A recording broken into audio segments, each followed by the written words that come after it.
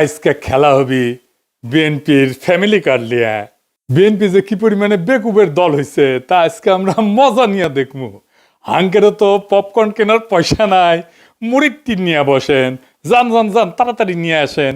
বিএনপিরা bamboo খাইতে দেখলে তো আমার ক্ষুদ্র ভ্রাতার ভগিনীদের কারো কারো ব্যাপক মজা লাগে, তাই করে মজা আজকে ডাবল করে দেবো। আসেন আগে দেখে নি ফ্যামিলি কার্ডে কি কি দিবি বিএনপি। তারেক রহমান 2024-এর সেপ্টেম্বরে বলছিলেন ফ্যামিলি কার্ডের কথা। সেখানে বলছিলেন এই কার্ড যাদের হাতে থাকবে তাদের প্রত্যেককে মাসে মাসে খাবার আইটেম দেওয়া হবে। দেখেন, পরে দেখা গেল হয় টাকা অথবা খাবার দেওয়া হবে, যার যেটা প্রয়োজন। এই প্রসঙ্গে আমরা পরে আসিচ্ছি, এক এক করে আমরা দেখব। তো কি দেওয়া হবে? তাহলে ফ্যামিলি কার্ডের আওতায় প্রত্যেকটা পরিবার মাসে 2000 থেকে 2500 টাকা অথবা সমমূল্যের খাদ্য সহায়তা পাবে।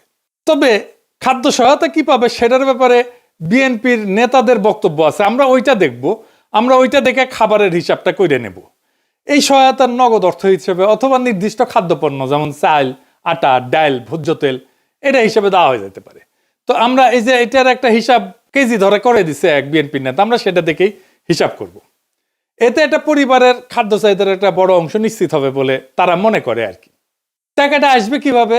ওইখানে বলা হয়েছে যে বর্তমান রাজস্ব এবং ব্যয়ের কাঠামোর মধ্যে বরাদ্দ এবং ব্যয় ব্যবস্থাপনা দক্ষতা বাড়ায়, দুর্নীতি অপচয় কমানোর মাধ্যমে প্রয়োজনীয় রাজস্ব সাশ্রয় সৃষ্টি করিয়া এটার বরাদ্দ করা হবে। এটা বিএনপির তারেক রহমানের উপদেষ্টারই লেখা, এটা দেখেছেন। তো কাদের দেওয়া হবে এই ফ্যামিলি কার্ড? সবাই পাবে, এটা সার্বজনীন, মানে দেশের সবাই, এমনকি সেটা যদি প্রাইম মিনিস্টারের বউ হয় সেও পাবে। আমরা নিয়ে আসছি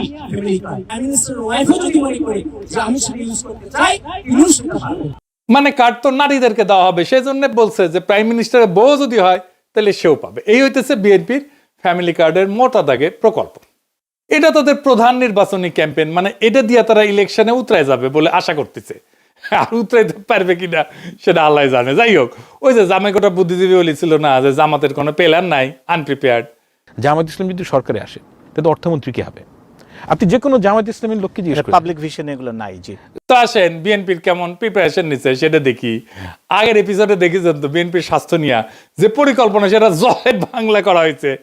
একে একে সব পরিকল্পনা জয় বাংলা করে দেওয়া হবে, চিন্তা করেন না।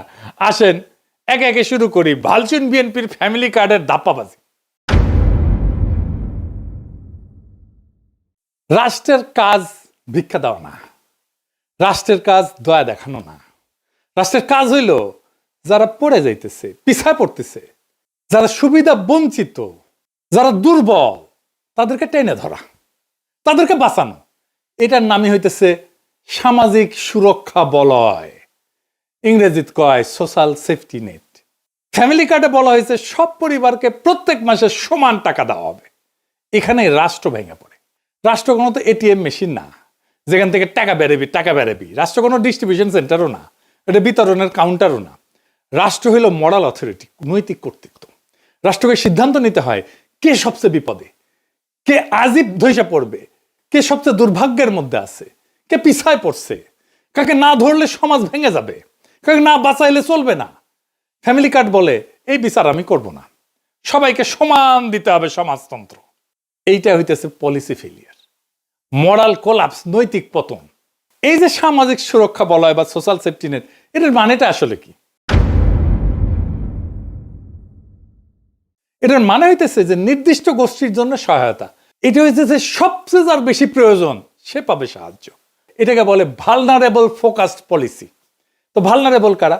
যারা দরিদ্র, কর্মহীন, অসুস্থ, বয়স্ক, দুর্যোগে ক্ষতিগ্রস্ত অথবা পঙ্গু হয়েছে, আহত হয়েছে, তারা। এদের ঝুঁকি কি এক? না। তাহলে সাহায্য কেন এক? তাহলে ফ্যামিলি কার্ড কি করে?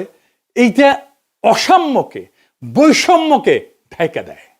এটা রাষ্ট্র দায়িত্বকে হালকা কইরা দেয়। সবাইকে সমান দিলে তো শক্তরা টিকে যাবে, দুর্বলেরা চুপচাপ পড়ে যাবে। এটা হইতেছে প্রশাসনিক কাপুরুষতা। কারণ প্রশাসন বা রাষ্ট্র বা সরকার এইটা দায়িত্ব নিতে চায় না, নৈতিক কর্তৃত্বের দায়িত্ব নিতে চায় না। যে সবচেয়ে দুর্বল তাকে চিহ্নিত করে তাকে সাহায্য করতে চায় না। ধরেন দুইজন মানুষ, একজনের পা ভাঙা আর একজন দৌড়ায়। তো রাষ্ট্র যদি দুইজনকে সমান জুতা দেয়, এটা কি সাম্য হইল? এটা তো বৈষম্য, এটা তো জাস্টিস না, এটা তো ন্যায় বিচার না, এটা ইনসাফ না। এই যে তিনজন দেখেন, এই ছবিটা দেখেন, বিখ্যাত ছবি আপনারা দেখছেন, তিনজন খেলা দেখিচ্ছে, তাই না? তিনজনের পায়ের নিচে একই সমানের বাক্স দিলে তৃতীয় জন খেলা দেখতে পারবে না। প্রথম জনের পায়ের নিচে তো বাক্সের দরকার ছিল না, ছিল কি, ও তো এমনি দেখতে পাচ্ছে। আর তৃতীয় জনের পায়ের নিচে মানে বাচ্চাটার পায়ের নিচে 2টা বাক্স দরকার ছিল, এটাই জাস্টিস। দ্বিতীয় জনের পায়ের নিচে একটা বাক্স, এটাই জাস্টিস, এটাই রাষ্ট্র করে।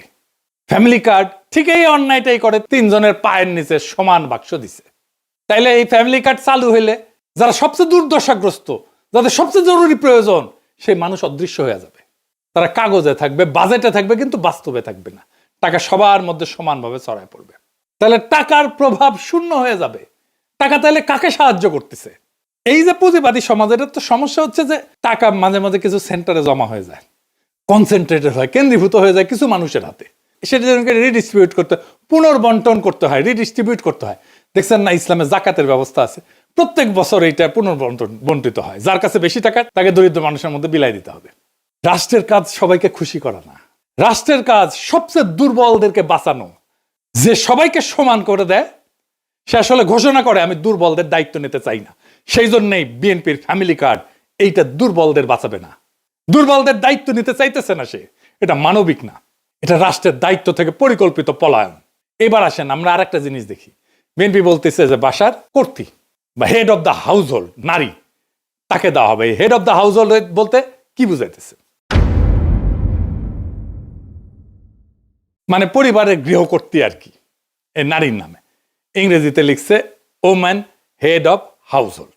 এনে প্রথম সমস্যা হইতেছে পরিবারের সংজ্ঞা কি, কে এটা সংজ্ঞায়িত করবে? আমাদের সমাজে যৌথ পরিবার আছে এবং ছোট পরিবার আছে, যেটাকে নিউক্লিয়ার পরিবার বলা হয়, একই সাথে চলে। যে নারী, সে নারী তো কারো মা, সে একই সাথে কারো মেয়ে, কারো স্ত্রী, কারো শাশুড়ি, কারো পুত্রবধূ, কারো বোন। তাকে কোন পরিবারের অন্তর্ভুক্ত করা হবে? পরিবারের কোনো সংজ্ঞা বানানো তো সম্ভব না। এটা একটা ইমোশনাল অ্যাটাচমেন্ট। একটা পরিবারে কে কে থাকবে, কোন কোন সম্পর্ক থাকবে, কতদূর রক্ত সম্পর্ক পর্যন্ত পরিবারের ভিতরে থাকবে, তো এসব তো রাষ্ট্র বা সরকারি আমলারা এটা সংজ্ঞায়িত করে দিতে পারে না, বলে দিতে পারে না, ডিকটেট করে দিতে পারে না। এক এক পরিবার এক এক রকম হবে। দেখবেন কোন পরিবারে শাশুড়ি আছে, কোন পরিবারে মা আছে, কোন পরিবারে ভাই আছে, কোন পরিবারে বোন আছে। এই একটা ইস্যুতে তো ব্যাপক কারচুপি, দুর্নীতি হবে।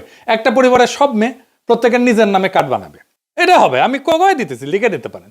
বাংলাদেশে বিয়ের পর অনেকে বাপের বাড়ি বা শ্বশুর বাড়িতে থাকে, তাদেরকে কি আলাদা আলাদা পরিবার গণ্য করা হবে, নাকি একটা পরিবার গণ্য করা হবে? একটা পরিবারে এইভাবে অনেকগুলো কার্ড বানায়, সবগুলো থেকে টাকা রেশন নিজেদের অ্যাকাউন্টে পড়বে, যদি সবাইকে দেওয়া হয়। তাই তো দিতে চায় তারা সবাইকে।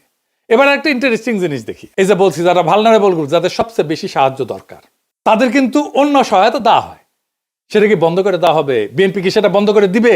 আসেন সেটা বুঝে দেখি। আমাদের সামাজিক সুরক্ষা কার্যক্রম কি কি আছে? আপনার নাম শুনেছেন অনেক, বয়স্ক ভাতা, বিধবা ভাতা, প্রতিবন্ধী ভাতা, তাই না? এমনকি হিজড়া জনগোষ্ঠীর জীবন মান উন্নয়ন ভাতা আছে। আমাদের একটা বিশাল খাদ্যভিত্তিক সুরক্ষা কর্মসূচি আছে, এটা সে পাশে লিখে দেন। এর মধ্যে আছে ভিজিডি কার্ড, আপনারা শুনছেন, এর নাম হচ্ছে ভালনারেবল গ্রুপ ডেভেলপমেন্ট। তারপরে আছে VGF card, vulnerable group feeding. তারপরে জিআর আছে, এটি দুর্যোগকালীন ত্রাণ। তারপর ওএমএস আছে, ওপেন মার্কেট সেল, খোলা বাজারে খাদ্য বিক্রি। তারপরে টিসিবির কার্ড আছে, দেখছেন না? এটার মাধ্যমে ভর্তুকি দেওয়া হয়েছে, যে সমস্ত পণ্য সেটা দেওয়া হয়। আবার এটা কাজের বিনিময়ে খাদ্য কর্মসূচি আছে না, ফুড ফর ওয়ার্ক, কাজের বিনিময়ে খাদ্য, কাজের বিনিময়ে অর্থ, যেটা সেটাকে বলা হয় টেস্ট রিলিফ। তারপরে একটা ইজিপিপি বলে আছে, মানে যেটা কর্মসংস্থান সৃষ্টি করবে, এরকম প্রোগ্রাম। অতি দরিদ্রদের জন্য কর্মসংস্থান কর্মসূচি। তারপরে নারী এবং শিশু মাতৃস্বাস্থ্য সুরক্ষা আছে, মাতৃত্বকালীন ভাতা আছে একটা, যারা বাচ্চাদেরকে দুধ দেয় তাদেরকে মাতৃত্বকালীন একটা ভাতা আছে, মা এবং শিশু সহায়তা কর্মসূচি। তারপরে প্রাথমিক বিদ্যালয়ে মিড ডে মিল আছে, মানে স্কুলের মধ্যেই খাবার দেওয়া হয় বাচ্চাদেরকে। শিক্ষাভিত্তিক সুরক্ষা আছে, মানে প্রাথমিক এবং মাধ্যমিক স্তরে উপবৃত্তি আছে, মাদ্রাসা শিক্ষাদের উপবৃত্তি আছে, এবং বিশেষ এবং প্রান্তিক জনগোষ্ঠীর জন্য কর্মসূচি আছে। খুব চমৎকার চমৎকার কর্মসূচি আছে। যেমন ধরেন চা বাগান শ্রমিকদের সহায়তা কর্মসূচি আছে। চা বাগান শ্রমিকরা কিন্তু খুবই দরিদ্র, অতি দরিদ্র। তাদের যে জীবনের যে কি কষ্ট আপনারা চিন্তাও করতে পারবেন না। আমি একটা ক্লিপ দেখাবো আজকে। তারপরে ধরেন বেদেদের জন্য, জেলেদের জন্য, হাওর এবং চর অঞ্চলের জনগোষ্ঠীর জন্য আলাদা আলাদা ভাতা আছে। ক্ষুদ্র নৃগোষ্ঠীর জন্য উন্নয়ন কর্মসূচি আছে। তারপর ধরেন বন্যা হইল, সেখানে দুর্যোগ, জলবায়ু ঝুঁকি ব্যবস্থাপনা, এইটার জন্য আবার আলাদা সহায়তা আছে। খরার জন্য সহায়তা আছে। ওই যে হাসিনা বাসা টাসা বানাই দিছিল না, ওইটা একটা বাসস্থান পুনর্বাসন কর্মসূচি আছে। বিএনপি বলতেছে যে এই যে ফ্যামিলি কার্ডের বার্ষিক ব্যয়, এইটা হবে 12,000 কোটি টাকা। তো এই আমি যতগুলো সামাজিক সুরক্ষার কর্মসূচি বললাম এই বাজেটের 10%-এর মতো, 10.28 ওরা বলছে। মানে হাসিনা আমলে যেটা দেওয়া হয়তো তার 10 ভাগের 1 ভাগ। কিন্তু সামাজিক সুরক্ষা কর্মসূচিগুলোর মধ্যে ওরা বলতেছে যে এটা ওভারল্যাপ আছে, মানে একই সুবিধা একাধিকবার পেয়ে যায় একজন। সেটা কমায় বিএনপি 9,500 কোটি টাকা সাশ্রয় করবে নাকি এর মধ্যে থেকে, এবং সেই অর্থটা ফ্যামিলি কার্ড স্কিমে দেবে। বুঝছেন, এই 12,000 টাকার মধ্যে 9,500 টাকা এক্সিস্টিং যে সামাজিক সুরক্ষা আছে ওইখান থেকে বাইর করে কেটে নিয়ে ফ্যামিলি কার্ডে ঢুকাবে। মানে একটু বুঝাই দিই, এই যে দেখেন চা বাগান শ্রমিক সে একটা বিশেষ সুবিধা পায়, আগে একটু দেখায়নি, চাতে তো মজা করে খায়, চা বাগান শ্রমিকের জীবনটা কেমন, কষ্টটা কেমন দেখেন। এটা গ্রিন টি, এটা গ্রিন টি। এই পাতা আমাদের মহিলারা তুলবে। হ্যাঁ, এই পাতা 23 কেজি তুলবে না, আমার ওয়াইফ 8 ঘন্টা কাজ করে 178 টাকা পাবে। 8 ঘন্টা কাজ করার পরে 23 কেজি তোলার পরে 178 টাকা পায়। জি, আর 23 কেজি কম হলে 1 কেজি প্রতি 60 টাকা মাইনাস। মানে 23 কেজি কম হলে 60 টাকা হয় না। জি, এইভাবে আপনাদের জীবন চলতেছে। কষ্ট হয় স্যার, ভালো মন্দ মন চায়। এই যে ম্যাডাম সাহেব একটা কথা বলি, কিছু মনে নিবেন না। ম্যাডাম সাহেব যে 100 টাকা দিচ্ছেন না, আজকে 25 ডিসেম্বর না, আমার মা বলতেছিল একাধিক কলা নিব, বিস্কুট আর একটা লু বিস্কুট। মন চায়, মাছ মাংস আমাদের মন চায়। দেখেছেন মনটা খারাপ হয়ে গেল না? এই লোকের মা ধরেন যে যার কথা বলতেছিল ওই লোকটা, সে বয়স্ক নারী ভাতা পায় নিশ্চয়ই, আর চা শ্রমিকের ভাতা পায়, তাই না? 2টা ভাতা পায়। এটারে বলতেছে ওভারল্যাপ, মানে তুমি তো 2টা নিতে পারবে না, এইখানে দরিদ্র সুবিধা বঞ্চিত মানুষের টাকা সরায় না ফ্যামিলি কার্ড দিবে। টেম্পু স্ট্যান্ডে চান্দাবাজি করতে করতে অভ্যাস খারাপ হয়ে গেছে, গরিব মানুষের টাকা সরায় নিজের ভোটে যেটা রাজনৈতিক কর্মসূচি আর্থিক ব্যয় মেটাবে। সি সি সি সি রানুনি সি। আচ্ছা, আর একটা জিনিস দেখাই, তারা বলতেছে যে ক্যাশ টাকা বা খাদ্য সহায়তা দেওয়া হবে, মানে কাউকে ক্যাশ টাকা কাউকে খাদ্য সহায়তা দেবে। কে ঠিক করবে কাকে ক্যাশ দেবে আর কাকে খাদ্য সহায়তা দেওয়া হবে? এবার আসেন দেখি খাদ্য সহায়তা দেওয়াটা আদৌ সম্ভব হবে কিনা। বিএনপি নেতারা বলতেছে ফ্যামিলি কার্ডের মাধ্যমে সবাইকে প্রত্যেক মাসে 25 কেজি চাল, 5 কেজি আলু, 2 কেজি ডাল, 2 লিটার তেল, 1 কেজি লবণ ফ্রিতে দেবে বিএনপি। বেনে বেনে করছি না, বিএনপি নেতারাই করছে, শোনেন। আমরা প্রত্যেকটা পরিবারের নারী সদস্যর নামে একটা করে ফ্যামিলি কার্ড প্রদান করব। ওই ফ্যামিলি কার্ডের মাধ্যমে আপনি 25 কেজি চাল প্রতি মাসে, 5 কেজি আলু, 2 কেজি ডাল, 2 লিটার তেল, 1 কেজি লবণ আপনি ক্রয় করতে পারবেন সম্পূর্ণ বিনামূল্যে, শুধু কার্ডটা আপনার হাতে থাকলেই আপনি পারবেন। হাঙ্গারে কাঁঠাল রানী 2009 সালে সবাইকে 10 টাকা কেজি ধরে চাল খাওয়ানোর লোভ দেখায় ক্ষমতায় এসেছিল। হ্যাঁ, খাওয়ানোর লোভ দেখায় ক্ষমতায় আসাটা বাংলাদেশের বড় দলগুলোর খাইসলত হয়ে গেছে। বাংলা মার্টিন লুথার কিং কাঁঠাল রানীর চেয়ে 1 ধাপ আগায় সবাইকে ফ্রি চাল খাওয়ানোর প্রতিশ্রুতি দিচ্ছে। খালি ফ্রি চাল না, সাথে ফ্রি আলু, ডাল, লবণ, তেলও থাকতি। দেশের সরকারি হিসাবে ধরে নিলাম আনুমানিক 4 কোটি পরিবার আছে। যদিও ফ্যামিলি কার্ড হইলে কারচুপির মাধ্যমে এই সংখ্যা বহুগুণ বৃদ্ধি হবে। দেখবেন এই 4 কোটি পরিবারকে প্রত্যেক মাসে বাংলার মার্টিন লুথারের প্রতিশ্রুতি অনুযায়ী 25 কেজি চাল, 5 কেজি আলু, 2 কেজি ডাল, 2 লিটার তেল, 1 কেজি লবণ যদি ফ্রিতে দেওয়া হয় তাহলে 35 কেজি খাদ্যদ্রব্য, 35 কেজি সব মিলে সরকারকে 4 কোটি পরিবারের প্রত্যেককে মাসে 35 কেজি খাদ্যদ্রব্য প্রত্যেক গ্রামে ফ্রিতে সরবরাহ করার এটার যে ক্যাপাসিটি, লজিস্টিক্যাল ক্যাপাসিটি, সেটা তৈরি করতে হবে। গুদাম লাগবে, ট্রান্সপোর্ট লাগবে। এটা কত বড় সংখ্যা, এটা বাংলার মার্টিন লুথার কিং অঙ্ক করে দেখছে কিনা আমি জানি না, যদিও তিনি নিজের ভাষাতে এক বক্তৃতায় বলছে তিনি অঙ্কে নাকি কাঁচা। তুমি যে বললে তোমার অঙ্ক করতে ভালো লাগে না, তোমাকে একটা সিক্রেট কথা বলি, অঙ্ক কিন্তু আমারও খুব ভালো লাগতো না, অঙ্ক দেখলে আমিও ভয় পেতাম। এই 35 কেজি যদি 4 কোটি দিয়ে গুণ দিই তাহলে 140 কোটি কেজি, 14 লক্ষ টন। সরকারকে বছরে 14 সাথে 12 গুণ করেন, এত লক্ষ টন বা অতিরিক্ত 2.25 কোটি টনের মতো নতুন খাদ্য গুদাম বানানো লাগবে। বর্তমানে সারা দেশে সরকারি খাদ্য গুদাম আছে 20 থেকে 25 লাখ টনের মতো, এটা করতে পারে। তাহলে এটা তুগলকি কারবার হয়ে যাবে না? দিল্লির একটা সুলতান ছিল মোহাম্মদ বিন তুগলক, আমরা বলি না তুগলকি কাণ্ড করছে, সবাই ওরে ম্যাড সুলতান বা পাগলা সুলতান বলে রাখতো। সেরকম উদ্ভট সব প্রজেক্ট করে সালতানাতকে দেউলিয়া বানায় ফেলছিল। বাংলার মার্টিন লুথারও একই পথে হাঁটা শুরু করেছে। দেশে বর্তমানে যে সমস্ত সরকারি খাদ্য গুদাম আছে সেখানে ব্যাপক দুর্নীতি হয়। কৃষক সরকারি আমলা কর্মচারীকে ঘুষ না দিলে সেখানে নিজের ফসল বেচতেই পারে না, পারে গুদাম থেকে খাদ্যশস্য লোপাট হয়ে যায়। সরকারি কর্মকর্তা কর্মচারীরা গুদামের খাবার ব্ল্যাক মার্কেটে চুরি করে বেচে দেয়। ফ্যামিলি কার্ডের মাধ্যমে এই প্রক্রিয়া আরো ব্যাপক এবং ভয়াবহ রূপ ধারণ করবে। মানুষজনে ভেনেজুয়েলার মতো প্রত্যেক জেলায় জেলায় লম্বা লাইন ধরে দাঁড়াবে খাদ্য গুদামের সামনে রেশনের জন্য। সোভিয়েত রাশিয়া এরকম লাইন ধরে ধরে রেশন দেওয়া হইতো, জানেন না তো? সোভিয়েত আমলে, সমাজতান্ত্রিক আমলে, কমিউনিস্ট আমলে, জানেন না, লাইন ধরে ধরে দেওয়া হইতো। তো ওইখানে লাইন দেখলে পাবলিক দেড়ে যেত আর কি। এইটা হবে এইখানে সরকারি আমলা যেখানে বসে বসে এক এক করে সবাইকে অল্প অল্প করে খাবার বিতরণ করবে, আর লম্বা লাইন, এই লাইন আর শেষ হবি না। সরকারি আমলারা এইসব করতে গিয়ে দুর্নীতি আর ভজঘট লাগায় খাবার শর্ট করে ফেলবে সবার জন্য। আর এই খাবার বিতরণের লোকজন কোথায়, লোকবল কোথায়, কে বিতরণ করবে? এর কোনো হিসাব আছে? গুদামে খাদ্যদ্রব্য রেখে পচায় ফেলবে সরকারি কর্মচারীরা, পচা মাল মানুষজনকে খাওয়াবে, ভালো মাল সরকারি কর্মকর্তা কর্মচারীরা ব্ল্যাক মার্কেটে বেচে দিবে, নিজেরা খাবে আর মাল পানি কামাবে। এটা নিয়ে দেশে ভয়াবহ রাইট লাগবে, দাঙ্গা লাগবে ভবিষ্যতে। বাঙ্গুদের বিয়ে বাড়িতে মাংসের পিস কম পড়লে মারামারি শুরু হয়ে যায়। আর আমাদের বাংলার মার্টিন লুথার কিং সারা দেশে সবাইকে মাসে মাসে ফ্রি খাওয়ানোর প্রতিশ্রুতি দেয়। বাজারে কোনো কিছু কিনতে হলে টাকা লাগে। টাকা হচ্ছে কোনো বস্তু বা সেবার প্রতি কারো একটা ক্লেম, তাই না? টাকা নকল করে ছাপানো অসম্ভব না হইলেও অনেক কঠিন কাজ, তাই না? কিন্তু এই যে ফ্যামিলি কার্ড বা রেশন কার্ড বা কুপন, এটা 2 নম্বর করে ছাপানো একদম সহজ কাজ, 1-2 এর ব্যাপার। এটা যে কেউ পারবে। এই জন্য এইসব ক্ষেত্রে ভয়াবহ জালিয়াতি হবে। ভারতের রেশন সিস্টেম আছে এবং সেটা মারাত্মক একটা অদক্ষ এবং দুর্নীতিপ্রবণ একটা ব্যবস্থা। ভারতে কোটি কোটি কোটি ভুয়া রেশন কার্ড আছে।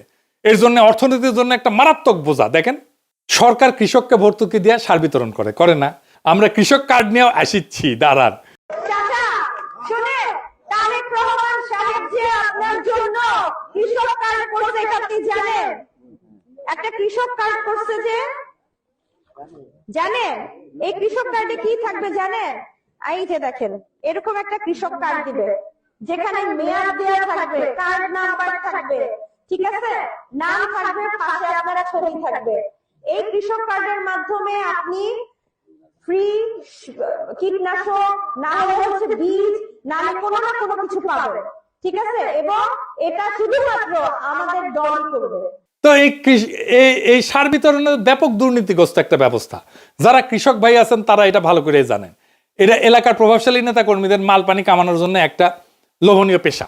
সেই সারের ডিলারশিপ কে নিবে? এটা নিয়ে এলাকায় রাজনৈতিক নেতাদের মধ্যে কামড়াকামড়ি হয়, মারপিট হয়। এই খাবার বিতরণের ডিলারশিপ নিয়েও টেম্পু স্ট্যান্ড পার্টির মধ্যে কামড়াকামড়ি হবে, খুনাখুবি হবে, মারপিট হবে। লিখে রাখতে পারেন, এখনই হয় টেম্পু স্ট্যান্ড নিয়ে মারপিট হয়। আধুনিক অর্থনীতির জনক অ্যাডাম স্মিথের আগেও মুসলিম ঐতিহাসিক এবং সমাজবিজ্ঞানী ইবনে খালদুন, তার একটা বই আছে মুকাদ্দিমা, আল মুকাদ্দিমা। এটাতে ডিটেলস ব্যাখ্যা করছেন কোন একটা শাসকের বা রাষ্ট্রের এই ধরনের বাণিজ্য কর্মকাণ্ডে অংশগ্রহণ করা ঠিক না। এটা উনি বলে দিচ্ছেন। এটা যে রাষ্ট্রের জন্য একটা বিধ্বংসী কাজ, সেটা তার বইয়েতে বিস্তারিত ব্যাখ্যা করছেন। এটা তার বইয়ের ইংলিশ অনুবাদ, সময় থাকলে পড়ে নিতে পারেন। জামাই কোটার বুদ্ধিজীবীর নাকি এটা খুব প্রিয় বই। যাই হোক, পড়িছে বুঝিছে কিনা কে জানে। ইবনে খালদুন এতই প্রভাবশালী এবং বিখ্যাত যে আমেরিকার প্রেসিডেন্ট রোনাল্ড রিগান পর্যন্ত তার বক্তব্যে ইবনে খালদুনকে কোট করতেন। শুনেন। I studied economics in college when I was young, and I learned there about a man named Ibn Khaldun who lived 1200 years ago in Egypt. And 1200 years ago he said, in the beginning of the empire, the rates were low, the tax rates were low, but the revenue was great. He said in the end of the empire, when the empire was collapsing, the rates were great and the revenue was low. আজকার একজন ফরাসি political ইকোনমিস্টের সাথে পরিচয় করে দিই এবং দার্শনিক, তার নাম হচ্ছে ফ্রেডরিক বাস্তিয়াত। তার বইতেও এরকম থিম ব্যাখ্যা করছেন। এটাও ইংরেজিতে অনুবাদ। তার একটা চ্যাপ্টার আছে, তার নাম হচ্ছে দ্য ইন্টারমিডিয়ারি বা মধ্যস্বত্বভোগী। ওইটাতে উনি ব্যাখ্যা করছেন যে কোনো সরকারি আমলা বা কর্মচারীরা একটা সমাজের সবচেয়ে বড় পরগাছা। সরকারি কর্মচারীরা কিছু মনে করেন না, এইটা বইপত্রের কথা আমি কইলাম আর কি। ইংরেজ আমলের জমিদারদের চেয়ে বড় পরগাছা বর্তমান সরকারি কর্মকর্তা কর্মচারীরা। সাধারণ জনগণ ব্যবসায়ীর টাকায় এদের বেতন ভাতা হয়, আবার এরাই সেই জনগণের কাছ থেকে ঘুষ নেয়, মাল চুরি করে, টাকা না পেলে কাজ করে না, ফাইল আটকায় রাখে, ফাইল টাকায় ঘুষ নেয়, আবার জনগণকে নিজের চাকর বাকর মনে করে, সান না দেখলে আবার মেজাজ খারাপ করে। সব শেষে কাসাসুল আম্বিয়া থেকে একটা গপ্প শোনাই।